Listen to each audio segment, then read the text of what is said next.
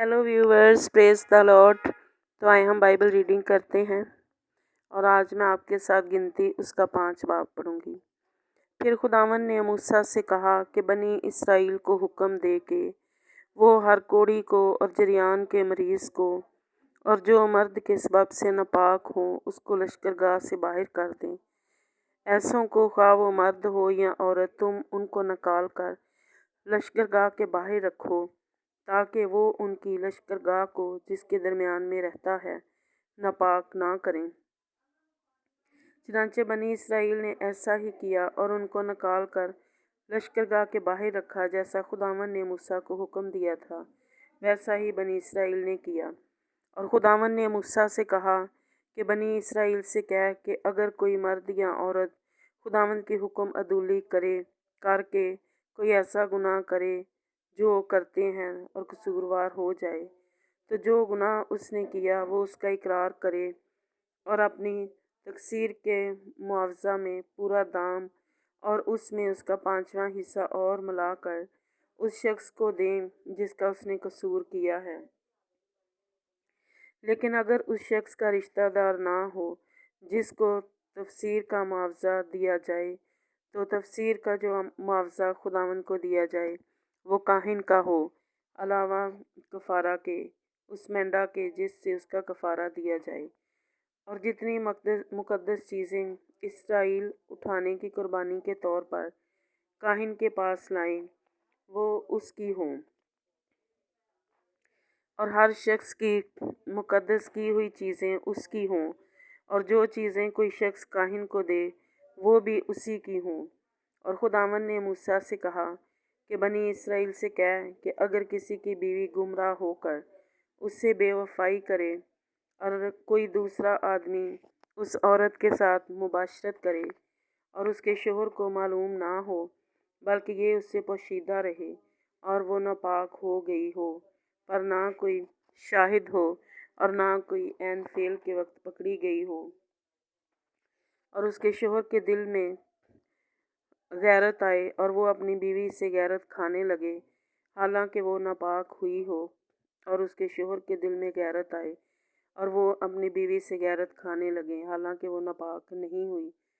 तो वो शख्स अपनी बीवी को काहिन के पास हाजिर करे और उस औरत को चढ़ावे के लिए एफा 10वें हिस्सा के बराबर जौ का आटा लाएं, पर उस पर ना तेल डालें ना लुबान रखें, क्योंकि ये नज़र की कुर्बानी गैरत की है, यानी ये यादगारी नज़र की कुर्बानी है जिससे गुनाह याद दिलाया जाता है। तब काहिन उस औरत को नज़दीक लाकर उसके हुजूर खड़ी करे और काहिन मट्टी के एक बासन में मुक़द्दस पानी लेकर मस्कन के फर्श के गिर्द लेकर उस पानी में डाले, और फिर काहिन औरत को खुदावंद के हुजूर खड़ी करके उसके सर के बाल खुलवा दे और यादगारी की नज़र की कुर्बानी जो गैरत की नज़र की कुर्बानी है उसके हाथों पर धरे, और काहिन अपने हाथ में उस कड़वे पानी को ले जो लानत को लाता है। फिर काहिन उस औरत को कसम खिलाकर कहे कि अगर किसी शख्स ने तुझसे सोबत नहीं की है, तू अपने शोहर की होती हुई नापाकी की तरफ माइल नहीं हुई, तो उस कड़वे पानी की तासीर से जो लानत लाता है बची रह। लेकिन अगर शोहर की होते हुए गुमराह होकर नापाक हो गई है और तेरे शोहर के सिवा किसी दूसरे शोहर ने तुझसे सोबत की है, तो काहिन उस औरत को लानत की कसम खिलाकर उससे कहे कि खुदावंद तुझे तेरी कौम में से